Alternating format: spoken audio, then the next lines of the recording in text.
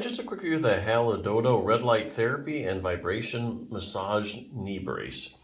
So this is basically made for people that are having knee pain or some type of knee problem. The idea is that you put your knee in this brace. They're calling it a brace, not really a brace because you don't really wear it for support, but just basically putting it on your knee, so you can get the vibration and you can get the heat.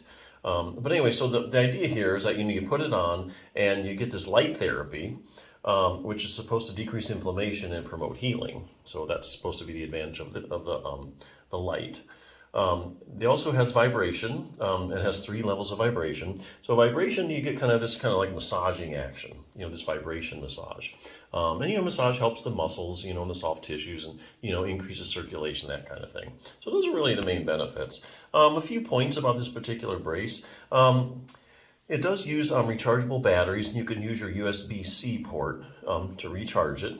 And you get about 4 to 5 uses on a full charge. So just so you know that, which isn't really too bad. So yeah, it's kind of a nifty little device. Now if you're struggling with a lot of knee pain, there's some other things you can do besides that. I'm getting this from this book, Bulletproof Your Knee. If you have any kind of knee problem, make sure you're strengthening your quadriceps muscle. Your quadriceps muscle is a group of 4 different muscles, and collectively they call them the quads or the quadriceps. So researchers are finding that, if they take people with various knee problems and they test all the muscles around their knee, basically the quadriceps, it's a selective problem that the quadricep is weaker than normal. And some studies, they take CT scans, they look at the cross-sectional area, and they find it's just weaker, it's smaller than normal.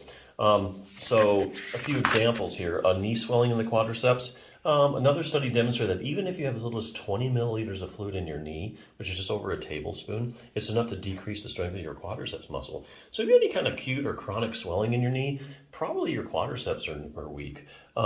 Knee injuries in the quadriceps, so researchers look at people, that have had various knee injuries, fractured their tibia, surgical opening of the knee joint. If you had knee surgery before, researchers find, hey, the quads are unusually weak compared to the other knee muscles. Ligament problems in the quadriceps, anterior cruciate ligament, might have heard of that. That's the ACL. You heard of football players tearing their ACL. Here's an example. One study looked at people who had completely ruptured their ACL. Researchers found that the strength of the quadriceps muscle in the injured leg was decreased 25 to 30%. So keep in mind that the quadriceps muscle is the big stabilizer of your knee joint. And if you've knocked its strength down 25 to 30%, you've really compromised a lot of knee stability. So it's really hard to get better and get pain-free with that kind of deficit. Posterior cruciate ligament, medial collateral ligament, same thing. Knee pain in the quadriceps, any kind of chronic pain or pain in your knee, that can also translate into decreased quadriceps strength. Here's an interesting one, knee arthritis in the quadriceps. So here, if you Google knee arthritis and quadriceps, it's very, very consistent in the literature. Now, if you take a group of people with knee arthritis, you find they have weak quads. And also there are randomized controlled trials out there showing that if you take a bunch of people with knee arthritis and you strengthen just their quadriceps muscle, that their knee pain starts to go away.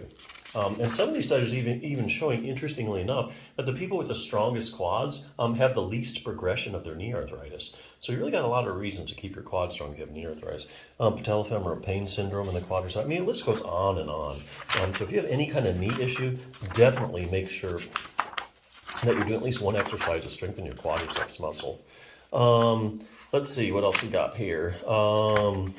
Fine-tune, let's see, after this one here, fine-tune control over your knee. Here they're basically talking about the hip muscles. So sometimes you can have really bad knee pain, and there's absolutely nothing wrong with your knee at all. But basically the problem's stemming up from the hip.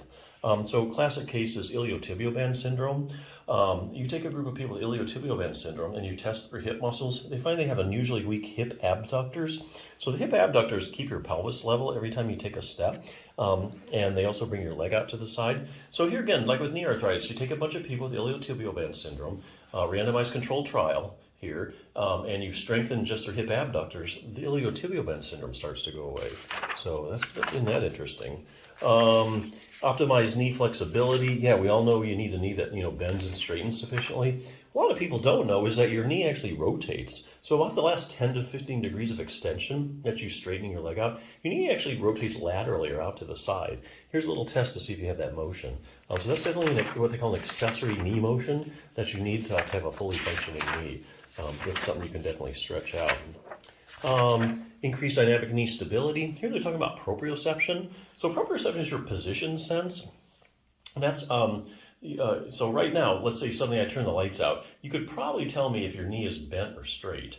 Okay, and that's because you have little receptors in the joint and the surrounding muscles constantly give your brain feedback as to where your knee is in space. Okay, and so what they find, researchers find, if they look at people with various knee problems, they find they have decreased proprioception. So it's not like these people don't know where their knee is, because that'd be like a really neurological issue.